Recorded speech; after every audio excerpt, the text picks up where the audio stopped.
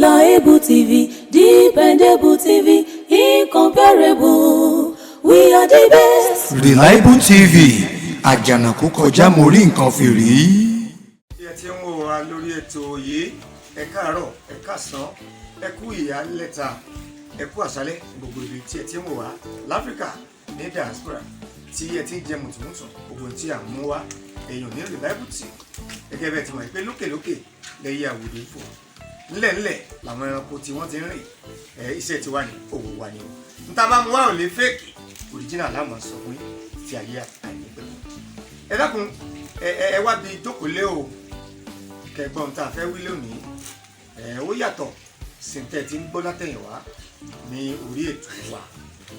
àwa ọmọ Oòduà. Àwa ọmọ Oòduà tá a jọ ọmọ kéékèèké lọ́kùnrin àti lóbìnrin tá a jẹ́ mọ̀jẹ̀sìn. Kí lọ́jọ́ orí yín ọmọ ọdún mélòó ni ẹ́? Èmi jù ẹ lọ wọ́jú mi ilé ayé ńlá ti bá ẹsẹ̀ méjì ò ní rìn lọ́nà kó bára wọn ọ̀tọ̀ọ̀tọ̀ ńlẹ́sẹ̀ rìnrìn àjò lójú ọ̀nà. Ọmọ ọdún mélòó ni wọ ọkùnrin tó ń wò mí yìí? Ọmọ ọdún mélòó ni wọ obìnrin tó ń wò mí yìí? Jò rántí pé nìkan ju ọ lọ bí wọ́n ṣe ń kílèmù ẹnìkan ò dọ̀bálẹ̀ fún wo ǹjẹ́ wọ́n ń dọ̀bálẹ̀ fáwọn kan bí? Ntẹ́ bá ṣe fẹ́ nìkan làágbá o ẹnìkan ò lè gbin ẹ̀fọ́ kó kàtà. Ọjọ́ orí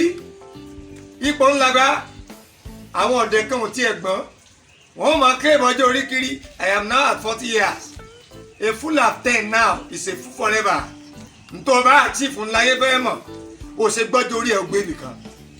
Àmọ́yé àwọn ẹgbẹ́ àkọ́bí yín ti kọ́lé wọn ní mọ́tò tí wọ́n ń gbé nǹkan rere ṣe.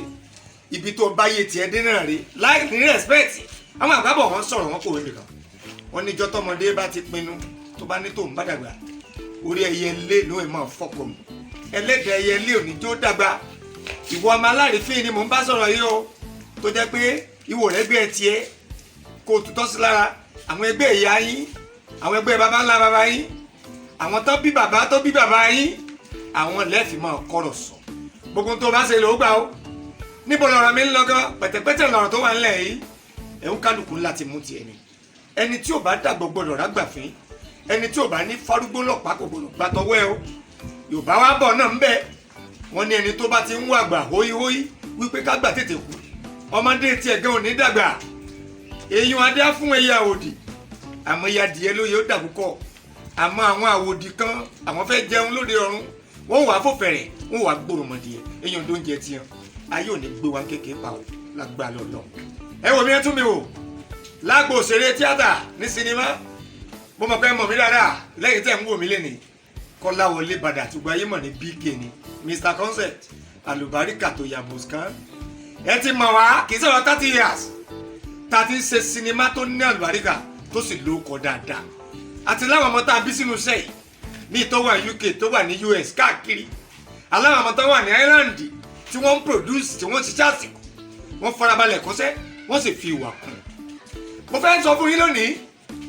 ní abala industry wa tó ń lọ yìí ní Nollywood Yorùbá yìí nínú ẹgbẹ́ wa TAMPAN ANTP ambassador whatever ẹgbẹ́ tẹ̀ bá pè ń tàwa sámọ̀ ní wípé we are professionals and practitioners. Iṣẹ́ wa rèé ẹgbẹ́ kí ẹgbẹ́ tó ń kálukú bá kọ̀dí sí tàbí tó bá wà ṣùgbọ́n iṣẹ́ wa rèé tẹ́ mọ̀ wá mọ́ tá a dẹ̀ gbọ́dọ̀ fi wà kún kó má bàa bàjẹ́ kí ló dé tàrí fi tó iná. Ìwọ princess mò ń bá sọ̀rọ̀ o princess tó náà molest ọmọ tiẹ̀ wọ́n molest ọmọ yẹn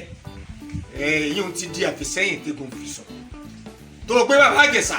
lọ lè tì mọ́lé pé bàbá Àjẹsà molest ẹ̀ fọwọ́ tẹ̀ á ní fídíò lóòótọ́ ṣùgbọ́n ti 7 years ago tó ní bàbá Àjẹsà rẹ̀ èpo ẹ̀ fi fídíò yẹn lè àrí yẹn àmọ́ ká gbàgbé ẹ̀yìn náà aṣáàdùpẹ́ kí bàbá Àjẹsà bọ́ ta má sì ń gbọ́ princess tó ló bàjẹ́ gan bẹ́ẹ̀nu ẹ ṣe dàbí ẹnu ẹlẹ́dẹ̀ bàfóyẹ o mọ̀rọ̀ sọ rárá tọ̀ now you are going to quote me wrong now what I'm telling you right here is o lè máa rò ó sì pé Badà Kọ́láwọlé náà support raping àbí molestation no bọ́ alárìífín ni ẹ how old are you princess ìyá rẹ̀ ń bò ní wọ́n sọ̀rọ̀ sí ìyá tiwa Arábíàtù Ìdòwú Phillips ní ìyá tó jẹ́ pé ìwà ẹ̀ ò jẹ́ kó tètè darúgbó ṣé wọ́n lè dàgbà tó yá ṣá èmi ò rò pé ó lè dàgbà tó yá rẹ̀ bóyá o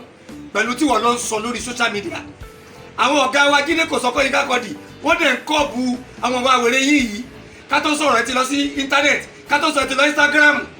ó ní yóò wá pé mẹ́tí wá ya wèrè àwọn ẹgbẹ́ ìyá yín ẹ wọ́n sọ̀rọ̀ sí look at me very well n tó fún ẹ láyé jẹ ò mọ́ kò ń ṣe Nollywood tíátà ló fún ẹ lórúkọ MC ló ń ṣe stand up comedy ló ń bá kiri but for the fact pé gbogbo ẹ wọnú ara wọn ní tó jẹ́ pé entertainment ni tó bá lágbà nílé ló yẹ kó máa kọ́sàn ẹ̀ mí rò pé no training because tó bá no training ni wàá mọ̀ pé èèyàn máa ronú kó tó bá bẹ̀ lágbà sọ̀rọ̀ kí ni ìwà àti Ìyá Rainbow fà gangan náà bó ti ẹ̀rọ pé ìyá yẹn bímọ African Femi Phillips wà ní UK tọmọlọmọ ń fẹlá àwọn ọmọ ìyá yẹn ní àlùbáríkà àwọn gè sọ̀rọ̀ pé ó rò pé ìyá àwọn àbíkú ló pè Ìyá Rainbow ni èmi wà náà ọmọ tí Ìyá Rainbow bí Ìyá Rainbow bímọ tó lálùbáríkà ìyá fúnra dé ní àlùbáríkà wá princess orí bí ẹ ṣe ń gbé endorsement orí bóyá pẹ́ ní Airtel ni ó ti ẹ̀ ronú kó fẹ́ wórí wọn tó àlùbáríkà kọjá àbí tó wà ní. My question to you princess Ìyá Rainbow ló ṣe Ìyá Rainbow ló mú lẹ́sẹ̀ ọmọ ẹni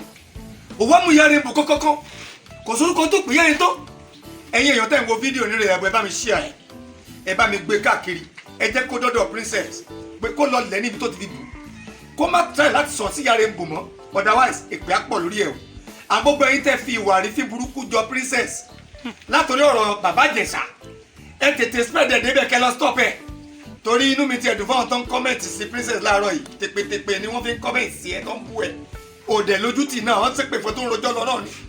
continue gbogbo ẹ̀tẹ̀dẹ̀ kọ́mẹ̀ntì náà sí bẹ́ẹ̀ ni pọ́lọ̀ gidi ló sọ ẹnu ẹlẹ́wà yẹn o Ìyá Rainbow má mi kàn Ìdòwú Phillips ìyá wa boys ìyá ọmọ kékèké má mi kàn ó máa ń rí rẹ̀ ẹ má dá lóhùn ó fẹ́ fi yín lórúkọ sí ni sẹ́wọ̀n pé tẹ́ bá tún ti ń darí òun rẹ̀ wèrè ẹ̀ tún máa tún ní ma ní fáǹsì torí wọn fi bẹ́ẹ̀ mọ́ ẹ ti gẹ̀ tiẹ̀ àwọn Ìyábọ̀ Òjó yẹn lórúkọ jùlọ náà ta ló mọ princess tẹ́lẹ̀tẹ́lẹ̀ ẹ má dá lóhùn o ẹ máa fún ní ìpẹ́sọ̀pẹ́ lọ́mọ dáadáa ò lè jà ṣùgbọ́n lábúrò tó gbójúlé princess tó bá ti ń gbọ́ ojú mi dáadáa tètè fi màmá yẹn lẹ̀ tó bá fẹ́ dàgbà jẹ́ kí gbogbo àwọn ọmọ kéékèèké àtẹ̀mí náà tí mo sọ̀rọ̀ náà ká kọ́gbọ́n láti bẹ̀ gbogbo ọmọ kéékèèké tó bá fẹ́ dàgbà kó má rí àgbàlagbà fi tọ́jú ìyá ẹ̀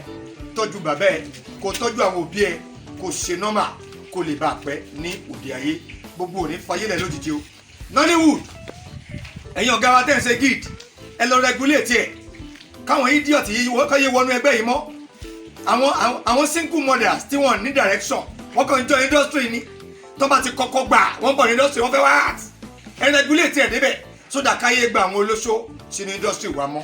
Ọlọ́run adẹ́gbẹ́ wa sí iṣẹ́ wa ò ní dàrú o Nkechi Blessing gbogbo kò ti bẹ Uncle Jídé tó rà ń gbọ́ kó ń sọ̀rọ̀ pé Uncle Jídé máa sọ̀rọ̀ kí ló fẹ́ sọ Ìyábọ̀ Òjó káre ń tiẹ̀ wẹ̀ ní eyín ẹ̀ mọ́ rìn kò ní má mì o ti kọ lẹ́tà apology association wọ́n lẹ̀ ti dáríjì ẹ̀ tí bàbá bá bọ́mọdé bá fọwọ́ tún bọ́mọ wí àfi tòsí fámọ́ra láàrin so I respect everyone ní Nollywood Yorùbá àti English ẹ̀yin ọ̀gá wa ẹ̀ní sọ́kú báyìí o ẹgbẹ́ yóò ní dàrú o ẹ̀yin àgbàlagbà wa ẹ̀ní kúkú jíjẹ ní sáré o àwọn ọmọ kéékèèké àwọn náà dàgbà alálùbáríkà ẹ má gbàgbé lẹ́ẹ̀kan sí kọ́mọdé má rí àgbàlagbà fi hàn ẹ máa láì péjì yìí kẹ́ ẹ máa subscribe sí Reliable TV ẹ máa gbọ́ tó dáa tó là máa sọ ń bẹ̀ àwọn níparọ́ tá a bá ti tọrọ bẹ̀ lọ́wọ́ wọn lọ́sẹ̀ tó ń bọ̀ ẹ tún máa gbowó bá ṣe ń lọ ẹ má má di mọ́ra yìí ẹ sáà ti rí emergency ni kò sílẹ̀ kẹ́ ń bẹ̀ ṣùgbọ́n ẹ gbàgbé appearance òótọ́ tó wà ń bẹ̀ òní kẹ́ máa gbọ́ Oòduà Nation we are still on it.